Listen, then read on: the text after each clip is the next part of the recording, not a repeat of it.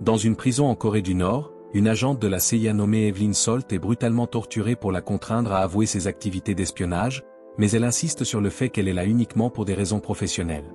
Quelque temps plus tard, son collègue Ted Winter vient la récupérer dans le cadre d'un programme d'échange de prisonniers. Salt est confuse car selon le protocole, sauver une vie ne vaut pas la peine de compromettre l'identité de centaines d'agents infiltrés. Cependant, Ted révèle que cette décision ne vient pas de la CIA, mais de la pression exercée par Mike, un ami proche de Salt. Lorsqu'il a découvert le traitement infligé à Salt, Mike a adressé une pétition au Sénat et au département d'État jusqu'à ce que la CIA cède sous la pression publique pour la sauver. 2 ans plus tard, Salt et Mike sont mariés, vivent ensemble avec un chien et une araignée domestique appartenant à Mike, arachnologiste. Salt est alors affecté uniquement à la gestion des documents à la CIA. Un après-midi, l'agent Peabody lui demande d'aider à interroger un transfuge russe récemment arrivé, Olaf, car Salt parle couramment russe. Olaf remarque aussitôt la bague de mariage de Salt et commente qu'avoir un mari gênerait le travail d'un agent. Il affirme souffrir d'un cancer et avoir travaillé pour le FSB, ce qui est confirmé, ce qui lui permet de fournir plus d'informations. Il raconte qu'en 1975, un patriote russe kidnappait des bébés pour en faire les meilleurs espions au monde, endoctrinés et formés brutalement, puis envoyés aux États-Unis comme agents dormants prêts à être activés au moment opportun. Ce moment était proche, précisément lors des funérailles du vice-président américain, où un agent nommé KA-12 devait assassiner le président russe. Le programme KA était une légende de la guerre froide. Les agents de la CIA pensaient qu'Olaf inventait tout cela. L'interrogatoire se termina, mais avant de partir, Olaf révéla que l'agent KA-12 était Evelyn Salt. Stupéfaite, Salt crut à un coup monté. Elle demanda à Ted la permission d'appeler Mike, inquiète pour sa sécurité après le commentaire d'Olaf sur la bague. Mike ne répondit pas. Peabody enferma Salt dans la pièce pendant que la CIA réfléchissait à la suite. Olaf fut escorté en ascenseur par 2 agents, mais il réussit à les tuer avec un couteau caché dans sa chaussure et s'échappa du bâtiment. Le chaos permit à Salt de sortir de la salle sous prétexte d'aller aux toilettes. Elle prit les escaliers de secours, mais les agents scellèrent rapidement toutes les sorties. Salt utilisa un extincteur pour masquer les caméras, puis reçut un appel de Ted lui reprochant ses actions qui la faisaient passer pour coupable. Salt insista pour dire que retrouver Mike était prioritaire. Elle se cacha dans un placard, fabriqua une bombe improvisée avec des produits de nettoyage et la fit exploser devant l'équipe tactique qui tentait de l'arrêter. Ensuite, elle prit une arme à un agent, tira à travers une fenêtre et s'échappa. Quelques rues plus loin, elle monta dans un taxi, tenta de joindre Mike à nouveau, sans succès. Elle détruisit sa carte SIM pour éviter d'être localisée en se rappelant que Ted lui avait demandé de se rapprocher de Mike, un scientifique important qui pourrait servir de prétexte pour entrer en Corée du Nord. À son arrivée à l'appartement, Mike avait disparu, des signes indiquant un enlèvement. Salt prépara rapidement un sac, prit une arme et l'araignée de Mike, puis s'échappa par la fenêtre avec leur chien alors que la CIA arrivait.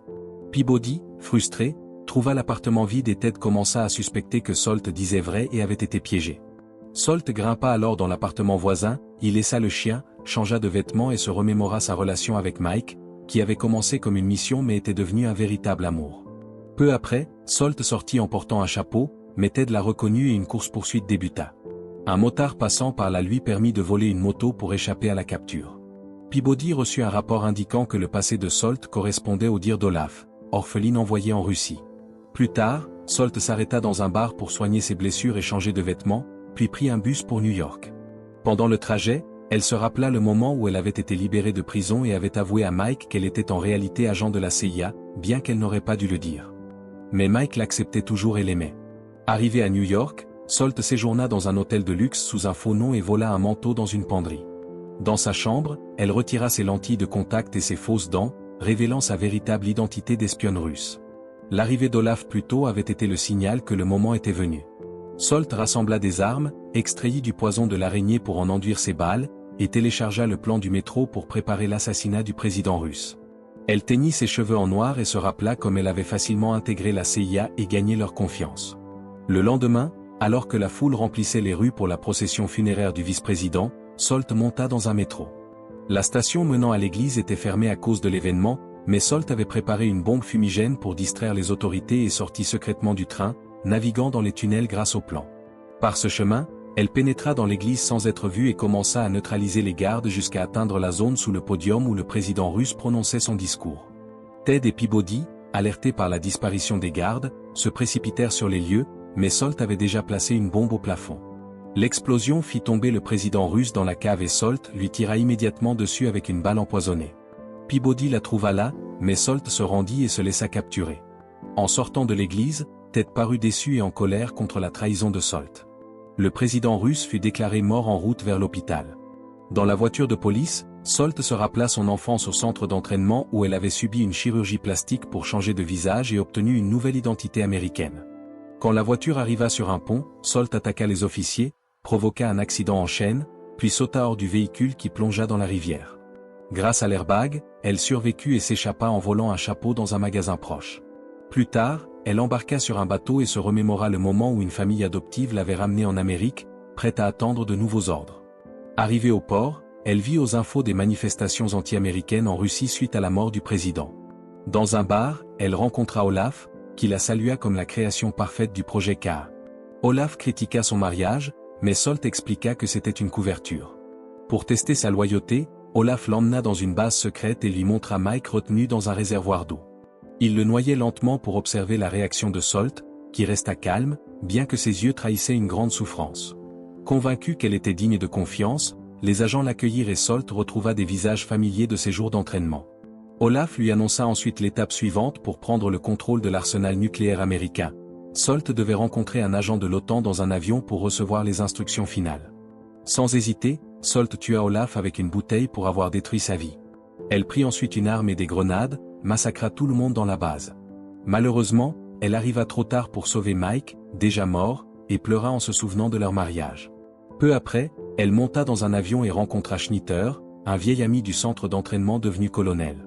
Schnitter l'introduisit à la Maison-Blanche comme attaché où il prévoyait d'assassiner le président américain. Il lui apprit aussi qu'un autre agent avait déjà infiltré les lieux. Quelques heures plus tard, ils arrivèrent à Washington. Salt portait un uniforme officiel pour se déguiser. Ils entrèrent sans problème à la Maison-Blanche et virent que la CIA était aussi présente à la réunion. Schnitter fit semblant de devenir fou, poussa Salt et ouvrit le feu sur les personnes autour. Le président fut immédiatement sécurisé par les gardes et emmené au bunker. Alors que Schnitter se faisait exploser, Ted informa l'équipe que Salt pourrait être sur place. Profitant du chaos, Salt vola une carte d'accès et changea de costume. Elle suivit la trajectoire de l'ascenseur transportant le président et neutralisa les gardes pour pénétrer dans le couloir menant au bunker. Salt détruisit le panneau de contrôle de la porte ainsi que les caméras de surveillance.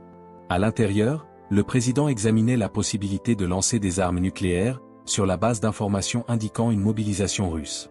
Des agents sortirent pour enquêter sur le trouble, mais Salt parvint à les vaincre. Le président commença à contacter les généraux pour demander les codes de lancement nucléaire. Approchant de la salle, Salt entendit Ted demander une arme, refusée par un garde. Sans hésiter, Ted saisit une arme et tua tout le monde, y compris le président. Salt trouva la porte verrouillée et s'adressa à Ted via l'interphone. Ted révéla qu'il était aussi un agent russe et qu'il ne l'avait jamais admis car Salt était de rang supérieur. Salt comprit que Ted planifiait de lancer des missiles vers le Moyen-Orient pour provoquer une attaque contre l'Amérique. Elle fit semblant de vouloir aider, mais Ted vit aux informations que le président russe avait survécu, paralysé temporairement par le venin de l'araignée de Salt. Réalisant la trahison de Salt, Ted avoua avoir persuadé Olaf d'utiliser Salt et d'avoir kidnappé Mike. Alors que Ted utilisait la main du président pour autoriser le lancement des missiles, Salt tira sur le panneau de contrôle et réussit à pénétrer dans la pièce. Ils se battirent férocement, mais Salt prit finalement le dessus et stoppa le lancement. L'équipe de sécurité intervint et tira sur Salt, qui survécut grâce à un gilet pare-balles. Salt fut capturé, et avec les caméras hors service, Ted passa toujours pour un héros de la CIA. Peabody vint enquêter et reçut de nouvelles informations sur Olaf et ses partisans, ce qui le fit douter de tout. Alors que Salt était escorté, elle vit Ted voler des ciseaux à un médecin. Réagissant vite, elle passa ses menottes autour du cou de Ted et bondit pour le tuer. Peu après, Salt se trouvait dans un hélicoptère avec Peabody qui exigeait des explications. Salt révéla tous les plans de Ted et expliqua qu'elle aurait pu tuer le président à l'église mais avait choisi de ne pas le faire. Elle jura de traquer tous les agents doubles restants. Peabody, ayant la confirmation que Salt avait tué Olaf, crut enfin en elle et comprit qu'elle était leur seule chance. Ne pouvant croire à cette histoire, ils décidèrent d'agir en dehors de la loi. Peabody déverrouilla secrètement les menottes de Salt, alors que l'hélicoptère survolait la rivière, Salt sauta et s'échappa. Peabody fit semblant d'être surpris et ordonna à l'hélicoptère de chercher dans la zone, tandis que Salt avait déjà nagé jusqu'à la rive et fui dans la forêt. Plus tard, les médias rapportèrent que le nouveau président américain visita la Russie pour établir la paix. Dans son discours, il déclara que tous les agents secrets, y compris Salt, étaient morts. Cependant, il mentionna aussi qu'il était orphelin d'un accident en Russie, suggérant qu'il était lui aussi un agent secret. Le message moral du film Salt, 2010, est que la vraie loyauté ne se définit pas toujours par l'origine ou le passé de quelqu'un, mais par les choix faits dans les moments difficiles. Evelyn Salt fut élevée comme une espionne programmée destinée à détruire le pays qu'elle protégerait plus tard. Mais l'amour et l'humanité l'ont conduite sur un chemin différent. Ce film nous enseigne que, dans un monde rempli de trahison et de manipulation, on peut encore garder sa conscience et que la vérité se cache souvent sous la surface. Même trahi, douté et laissé sans rien, Salt choisit de protéger les autres, au prix de grands sacrifices personnels. C'est une histoire de volonté, de résilience et de la conviction que le vrai changement vient de l'intérieur.